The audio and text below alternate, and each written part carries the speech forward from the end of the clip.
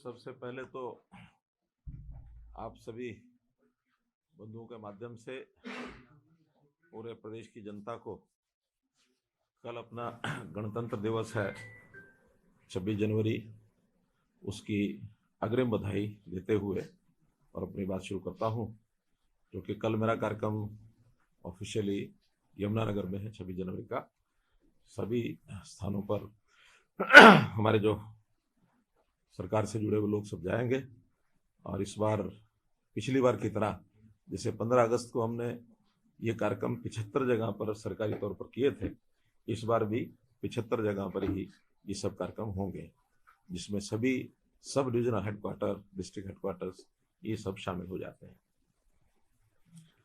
आज 2-3 विषयों को लेकर के आपके साथ चर्चा करनी है। पहला विषय तो जैसे हमको पता है कि किसान बंधुओं की गन्ने की जो मिलें शुरू हुई तब से एक मांग चल रही थी कि गन्ने के रेट बढ़ाए जाए। आपकी जानकारी के लिए बता रहा हूं कि हमारा जो गन्ने का रेट है पिछले वर्ष का 362 रुपये ये चल रहा है अभी भी। और चूँकि हरियाणा में हम लोग गन्ने की पिराई सबसे ज़्यादा यानी पंजाब से ज़्यादा करते हैं, लेकिन हमें पता है कि चीनी के रेट जिस प्रकार से चल रहे हैं उस अनुसार गन्ने के मिलों का घाटा बहुत ज़्यादा हुआ है पिछले कुछ सालों में। आज की डेट में अगर मैं बताऊं तो लगभग 5300 करोड़ रुपए का घाटा ये हमारी कोऑपरेटिव मिल्स के ऊपर ये चल रहा है। 5293 करोड़ है, यानी राउंड फिगर लें तो 5300 करोड़ लगभग ये है।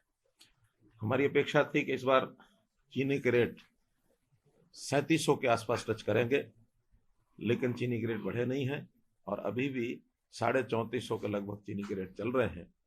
इसलिए हमारी भी एक कठिनाई है।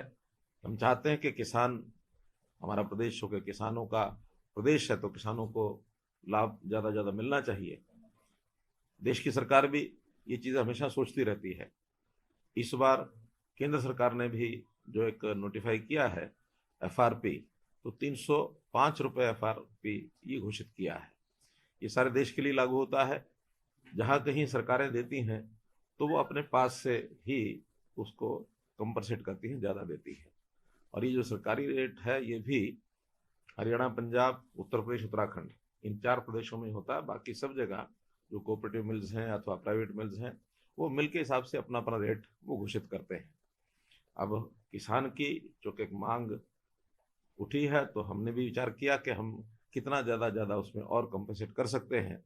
इसके लिए विधानसभा में मैंने एक कमेटी की घोषणा की थी कि गन्ने के रेट को सुझाव देने के लिए हमारे कृषि मंत्री के अध्यक्षता में कमेटी बनाई जाए। उन्होंने 2-3 बैठकें की हैं, जो किसान प्रतिनिधि हैं उनसे भी बातचीत की है और जो साइंटिस्ट हैं उनसे भी बात की है। सरकार का भी कोऑपरेटिव विभाग, क्योंकि हमारी मिलें 11 मिलें तो कोऑपरेटिव हैं, इसलिए कोऑपरेटिव डिपार्टमेंट से बात की, प्राइवेट मिलों से बातचीत की। इस निष्कर्ष पर पहुंचे कि भी कुछ ना कुछ हमको जरूर बढ़ाना चाहिए, क्योंकि आखिर किसान का भी एक हितैषी बनकर के हमको सोचना होता है कि उसकी भी कीमत जो है बुआई की कुछ ना कुछ तो बढ़ी है। तो इस बात को ध्यान में रखते हुए एक संतुलित एक व्यू लेकर के उन्होंने आज रिपोर्ट दी है कि 370 रुपये और रेट किया जाए, यानी 362 पहले था, 8 रुपये और बढ़ाया जाए। लेकिन फिर स्वयं विचार करते हुए कि 8 रुपये की बजाय एक राउंड फिगर 10 रुपये बढ़ाने का और हमने निर्णय लिया है, अर्थात इस बार 372 रुपया ये रेट होगा। ये आज से और ये एक प्रकार से घोषणा की है, तो इस वर्ष का जब से मिलें चालू हुई है ये उस पर लागू होगा। और मैं ये विश्वास भी दिलाता हूँ कि अगले वर्ष भी ज़रूर हम बढ़ाएंगे और आशा करता हूँ कि चीनी के रेट बढ़ने चाहिए। हमने इसके लिए बहुत से और भी काम किए हैं, जिसमें से ये कैसे किसान को राहत पहुंचाई जा सकती है। पहले तो हमारी जो मिलें हैं बहुत पुरानी मिलें हो गई हैं, जिनका रेनोवेशन किया है, जिनकी कैपेसिटी बढ़ाई है। जैसे करनाल की कैपेसिटी भी बढ़ाई गई है मिल की, पानीपत की कैपेसिटी बढ़ाई गई है। ऐसे ही हमने पिछले वर्ष पलवल को भी अपग्रेड किया था, सोनीपत मिल को भी अपग्रेड किया है। कुछ और मिलें भी इस बार लाइनअप हैं जिनको हम अपग्रेड करेंगे ताकि उनकी रिकवरी को बढ़ाया जा सके। जब तक चीनी की रिकवरी नहीं बढ़ती है तब तक हमारे लिए भी कठिनाई आती है। अभी रिकवरी जो चल रही है प्राइवेट मिलों की तो 10 से ऊपर है, लेकिन सरकारी मिलों की पिछले वर्ष की 9.75 यही रिकवरी आई थी। ये कैसे और बढ़े कि वर्ष के अंत में ही जाकर पता लगता है कि रिकवरी किस मिल की कितनी है। तो ये रिकवरी हमारी पिछले वर्ष 2021 की 9.71 थी, तो और प्राइवेट मिलों की ये 10.24 थी। तो ऐसे रिकवरी को बढ़ाने के लिए भी प्रयत्न हो रहे हैं। कुछ मिलों में अतिरिक्त आय के लिए व्यवस्था की जा रही है, जैसे हमारे शाहबाद मिल में एथेनॉल का प्लांट लगा है, यमुनानगर प्राइवेट मिल ने भी एथेनॉल का प्लांट लगाया है, और भी कुछ मिलें इस ओर बढ़ रही हैं। नारायणगढ़ भले ही प्राइवेट मिल है, लेकिन वहाँ एनर्जी का यानी पावर प्लांट का भी एक आयोजन मैंने किया है। ये सारी चीज़ें होने के बाद कैसे मिलों की आय बढ़े, तो हम लोग उसमें लगातार प्रयत्न कर रहे हैं।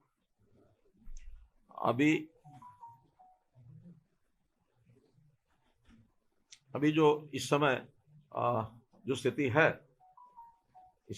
है तो हमारे मिलों का गन्ना चूंकि अब पिछले कुछ दिन से आया नहीं था, तो जो बातचीत चल रही है, मुझे लगता है मैं किसानों से अपील भी करता हूं कि आज जो के रेट बढ़ा करके जो उनकी डिमांड है उस हिसाब से हमने कोशिश की है कि उसमें रेट बढ़ाया जाए, बढ़ा दिया है। मैं उनसे अपील करता हूं कि तुरंत जो गन्ना जहां है वो लेकर के मिलों में जाए, और मिलें जो है तुरंत गन्ना पहुंचते ही मिलें यानी प्रारंभ हो जाएंगी। तो इस प्रकार से मिलों को गन्ना ले जा करके मिलें चालू की जाए ताकि किसान का भी नुकसान ना हो।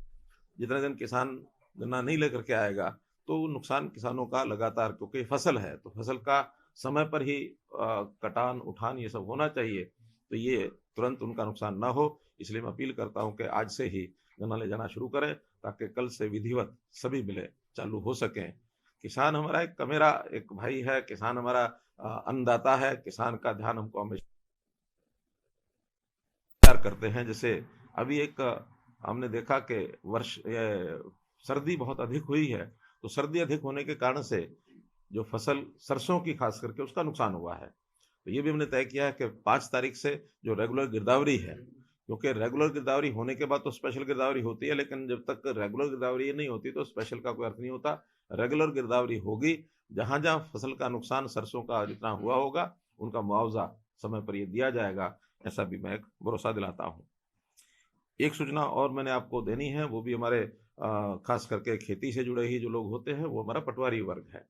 तो पटवारी भी पिछले दिनों में हमको मिले थे, जिन्होंने कहा कि हमारी जो सैलरी है बनिस्बत अन्य कर्मचारियों के वो कुछ कम है। हमने भी उसका अध्ययन कराया तो हमें भी लगा कि हाँ उनका एक पे स्केल बढ़ना चाहिए। तो पे स्केल बढ़ा करके अब उनकी जो अभी तक 25,000 के लगभग जो सैलरी थी उसको 32,100 ये कर दिया है। एक लेवल उसका 5A लेवल और नया क्रिएट करके, और पे स्केल हमने 32,100 और वो कर दिया है। कल उसका नोटिफिकेशन भी हो गया है। तो इस प्रकार से ये जो घोषणा करने के लिए ही आपको मैंने बुलाया था, और इस विषय में तो आज इतना ही कहना। सर एक बड़ी बात ये है सर, पंजाब भले हरियाणा से ज्यादा रेट देता है, लेकिन पंजाब में बकाया काफी मिलों के ऊपर, तो पंजाब के मुकाबले हरियाणा में कितना बकाया सर मिलों के? देखिए, हमारा जो पिछले सालों का कोई बकाया नहीं है, सिवाय एक नारायणगढ़ मिल है जिसका 17.5 करोड़ रुपए पीडीसीज दिए हुए थे। नारायणगढ़ चूंकि प्राइवेट मिल है, इसलिए वहाँ हमने हरको बैंक से उनको लगभग 150 करोड़ रुपए का लोन दिया हुआ है। अब वो चूंकि बहुत बड़े नुकसान में चली गई थी, तो जो पहले बकाया 3 साल पहले 66 करोड़ रुपए के लगभग था, यानी पीडीसी देते थे, अगले साल जाके पेमेंट होती थी, वो घट करके 60 आया, 55 आया। अभी जो पिछले साल का पीडीसी तो मात्र 17.5 करोड़ ही बचे थे, कुछ उसके अलावा भी रहा होगा, तो अब वो लगभग 50 करोड़ के आसपास उस मिल का ऐसा नुकसान रहेगा जो किसानों को लेट पेमेंट मिलती है। अन्यथा बाकी पेमेंट कोई लेट नहीं मिलती है। 1 सप्ताह के बाद मिलों के बिल बन करके और जैसे हमको प्राप्त होते हैं वो पेमेंट चली जाती है। तो इसलिए हमारे यहाँ सबसे बड़ी विशेषता ये है कि हम पेमेंट लेट नहीं करते हैं। कोऑपरेटिव डिपार्टमेंट को कह रखा है कि जैसा ही आपका बिल बनता है वैसे ही सरकार से पैसा रिलीज कराएं। अब लॉस होगा तो सरकार उसको देखेगी, अभी तो क्योंकि कोऑपरेटिव मिले हैं वो कोऑपरेटिव मिलों को हम लोन के रूप में ही दिखाते हैं, जो मैंने बताया 5,300 करोड़ रुपया है। और एक फाइनेंशियल सिस्टम को देखा जाए तो वास्तव में इन मिलों की जो नेट वर्थ है वो ज़ीरो हो चुकी है, क्योंकि मिलों के ऊपर घाटा यानी जो लोन है यानी ज़्यादा से ज़्यादा 700 करोड़ तक भी पहुंच चुका है। कम से कम शाबाद मिल के ऊपर 220 करोड़ रुपए का, और ये लोन एक प्रकार से उनका घाटा जो है ये बना हुआ है, तो नेटवर्थ ज़ीरो हो चुकी है। हमने तो किसानों को ये भी ऑफर किया है कि अगर वो कोऑपरेटिव वास्तव में मिलों को कोऑपरेटिव के रूप में चलाना चाहें, अपनी ही मैनेजमेंट बना करके चलाना चाहें, तो हम पूरी मिल यानी केवल जिसको कहना चाहिए 1 रुपए के ऊपर भी उनको ट्रांसफ़र कर सकते हैं, ताकि मिलों का जो घाटा पिछला वो बर्दाश्त करें, आगे भी मिलों को ठीक चलाएं, और जो ज़्यादा रेट हो सकता है वो निकालें, हमको कोई आपत्ति नहीं है। इसलिए एक आध जगह पर हमारी बात भी चल रही है, उन्होंने कहा कि हम विचार करेंगे और किसानों को ये मिल सौंपी जा सकती है। जैसे कोऑपरेटिव जितने भी सिस्टम्स हैं, संस्था हैं, वो सारे लोग स्वयं संभालते हैं जो कोऑपरेटिव के मालिक होते हैं, तो ये कोऑपरेटिव के मालिक बन करके संभालेंगे तो हमें उसमें भी आपत्ति नहीं है। सर, क्या ये बोनस भी मिलेगा क्या? जो किसान अपनी फसल बेच चुके, गन्ना बेच चुके, उनको क्या बोनस भी मिलेगा? बोनस नहीं, ये रेट पहले दिन से लागू होगा जिस दिन से उन्होंने सीजन से वो बकाया भुगतान करेंगे। 372 तक कर दिया। जो रिकमेंडेशन आई हुई है, आपने कहा कि कई समस्या ऐसी हैं जिनमें शुगर मिल की जो हालत है, और कैसी रिकमेंडेशन है जो लंबे समय तक इस सिचुएशन में सुधार कर सकती है? जैसे मैंने बताया ना कि उसमें हम जो मिले हैं उनका अपग्रेडेशन ये हमने करना है, वो भी उसमें सुझाव उनका आया है। एक सुझाव है चीनी की क्वालिटी को और कैसे बढ़ाया जाए, क्योंकि चीनी की क्वालिटी में भी कहीं ना कहीं जब एक्सपोर्ट चीनी हमारी होती है तो उतना रेट हमको नहीं मिलता है। चीनी की क्वालिटी जहाँ अच्छी होती है वहाँ रेट थोड़ा ज़्यादा मिलता है, उस क्वालिटी को भी हम सुधारेंगे। और रिकवरी कैसे बढ़ाई जाए, इसमें खास करके गन्ने की किस्म, गन्ने के बीज, गन्ने का और जो साइंटिफिक अध्ययन है उसमें कुछ गन्ने की वैरायटीज ऐसी हैं जिसकी रिकवरी बढ़ सकती है, जिसमें चीनी ज़्यादा निकले। और बाकी तो एथेनॉल का है, पावर प्लांट का है, ये सारी चीज़ें जितनी मात्रा में ज़्यादा लगेंगी उतना ही चीनी, उतना ही रेवेन्यू जो है ज़्यादा प्राप्त होगा, ताकि घाटा कम हो सके। सीएम साहब ने इसमें ये जैसे भूपेंद्र सिंह हुड्डा कल कह रहे थे चंडीगढ़ में कि हमने अपने 2-2.5 साल में 117% जो गन्ने का रेट बढ़ाया था, और मौजूदा सरकार ने अपने अभी तक के कार्यकाल में केवल 17% जो है वो गन्ने का रेट बढ़ाया है। क्या आपको ये लगता है कि विपक्ष जो है गन्ना किसान या बाकी जो किसान है उनको सरकार की तमाम योजनाओं पर गुमराह कर रहे हैं? क्योंकि आप पहले भी कहते रहे कि सरकार जो विपक्ष है वो किसानों को गुमराह कर रहे हैं। देखिए, एक तथ्य क्या है, मेरे पास एक रिपोर्ट है इसमें 2000 अगर मैं बात करूं 4-5 की, तो 2004-5 में चीनी का रेट उस समय 1726 रुपए था शुगर प्राइस, और गन्ने का प्राइस वो देते थे 135 रुपए, यानी कुल मिलाकर के 7.93% होता था। जो चीनी का मिल था उसमें से 7.93% ही गन्ने का रेट होता था, बहुत कम था गन्ने का रेट। चीनी का रेट काफ़ी ज़्यादा था, लेकिन वो धीरे धीरे बढ़ते बढ़ते अब उन्होंने बढ़ाया, हमने बढ़ाया, बढ़ाया तो है ही उन्होंने, ऐसा नहीं कि नहीं बढ़ाया, लेकिन चीनी के रेट जैसे बढ़ने चाहिए थे 1726 2004 में है, और आज 3400 रुपया है, सिर्फ डबल हुआ है। और गन्ने का रेट 135 रुपये था, जो मैं बता रहा हूँ ये 1726 135, और 135 से आज 372 हो गया, तो 3 गुना हो गया। तो इसलिए वो गन्ने का रेट लगातार बढ़ा है, उन्होंने भी बढ़ाया, हमने भी बढ़ाया, लेकिन चीनी के रेट की जो बढ़ने का जो आखिर अल्टीमेटली एक कमर्शियल आइटम है, गन्ने में से चीनी निकलनी है, चीनी बाजार बिकनी है। हम तो उसमें बहुत ज़्यादा एक जो सब्सिडी है या जो लोन है, कोऑपरेटिव मिल्स हैं, उनको चला करके करते हैं, तो उस नाते से हमने उसमें कम नहीं किया, लेकिन इन 7-8 वर्षों में चीनी के रेट बहुत कम बढ़े हैं। और बल्कि एक वर्ष तो ऐसा था जो उन्हीं के समय 2012-13 में था, उस समय चीनी के रेट 3338 भी पहुंचे थे, जो उस समय का हाईएस्ट था। हालांकि एकदम जंप आया था तो 3338, आज देखें तो 3450, तो 12 साल में 100 रुपये बढ़ा चीनी का। और अगर 10वां हिस्सा 8% 10% देते तो 10 रुपये ही बढ़ना चाहिए था गन्ने का रेट, लेकिन उस समय 3338 में गन्ने का रेट हो गया था 276, आज हो गया 372, तो 100 रुपया बढ़ गया। यानी पूरा 100 रुपया जो गन्ने का रेट है वो चीनी का रेट। अब उसके बाद चीनी का रेट घटते घटते ये 2015-16 में 2627 रुपये भी हो गया।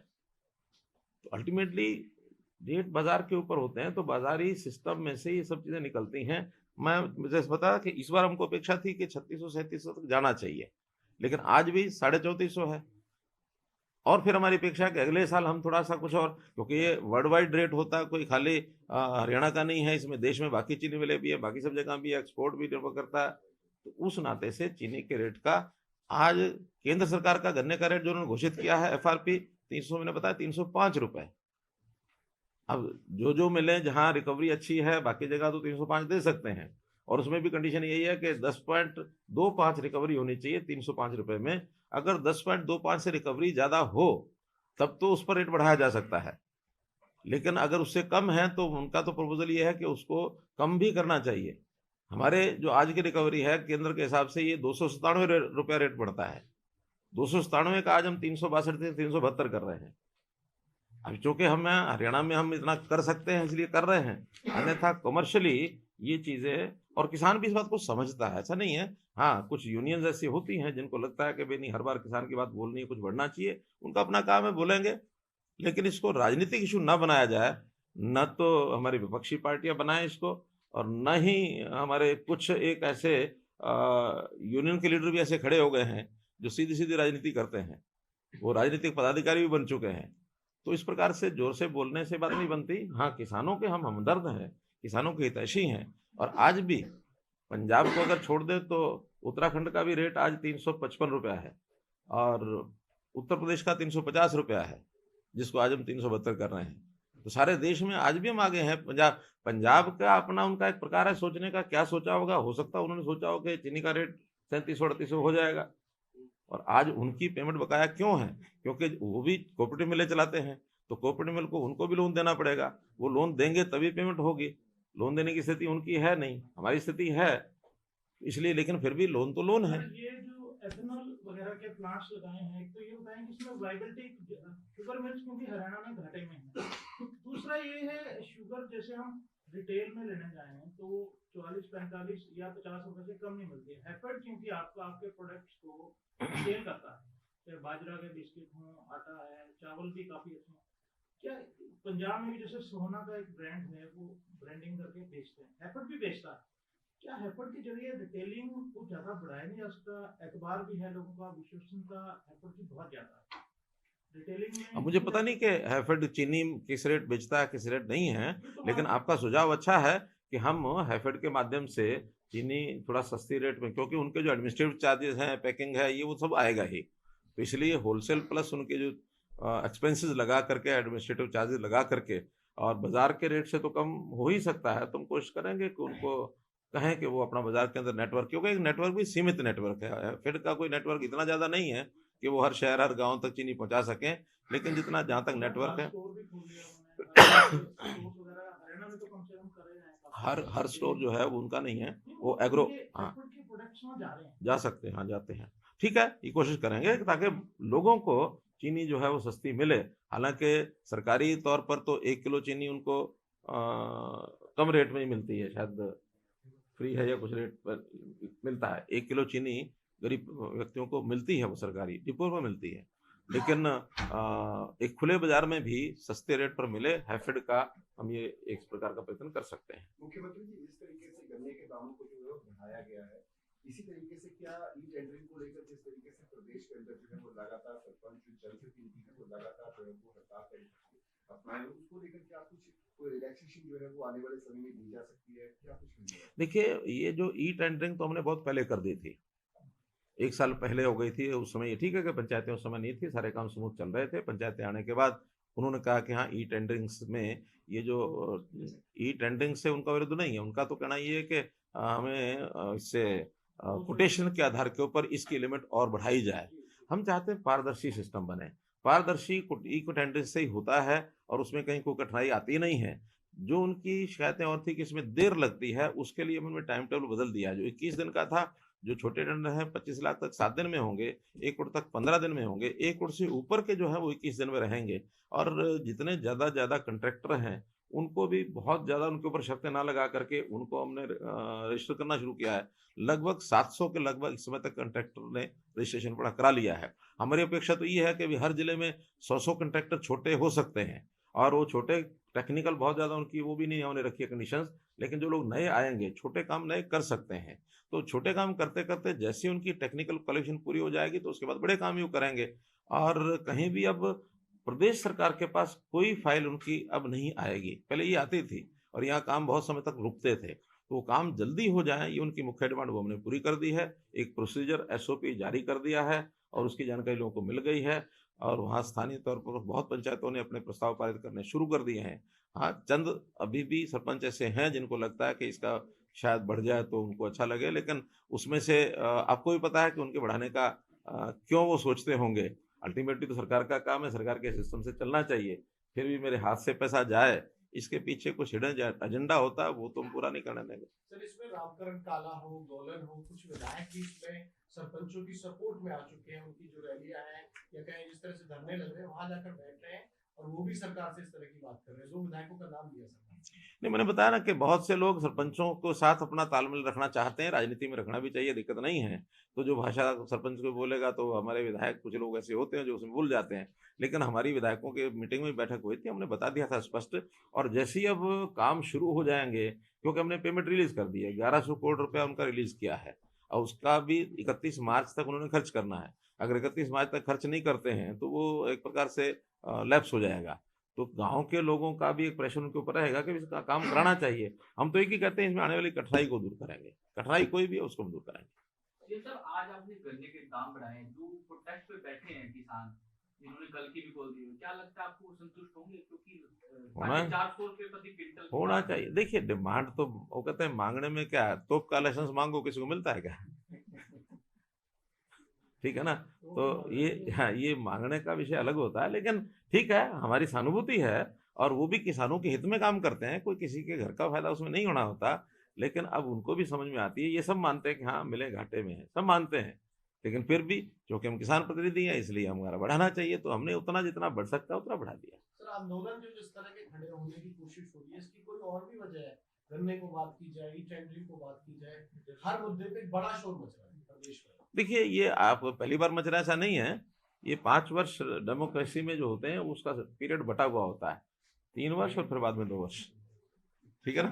विपक्ष तो चार्जशीट तैयार करके हर घर अपना अभियान भी शुरू करने जा रहे हैं। सर आज उनकी बैठक में भूपेंद्र सिंह हुड्डा ने कहा कि हम सरकार की चार्जशीट तैयार करेंगे जितने घोटाले हुए पिछले हमें कोई आपत्ति नहीं है उसमें, विपक्ष का काम है अपना करना चाहिए उनको, और हमारी कोई कमी है हमें पता लगे तो हम उसको ठीक करेंगे। उन्होंने तो बहुत कुछ कह रखा है कि हम आएंगे तो मेरिट वेट फाड़ देंगे, परिवार पेंशन पहचान पत्र है इसको फाड़ देंगे, लागू नहीं करेंगे। तो ये जनता उनको जवाब देगी कि इन चीजों का लाभ है तो जनता उनको जवाब देगी, लाभ नहीं है तो हम विचार करेंगे। धन्यवाद।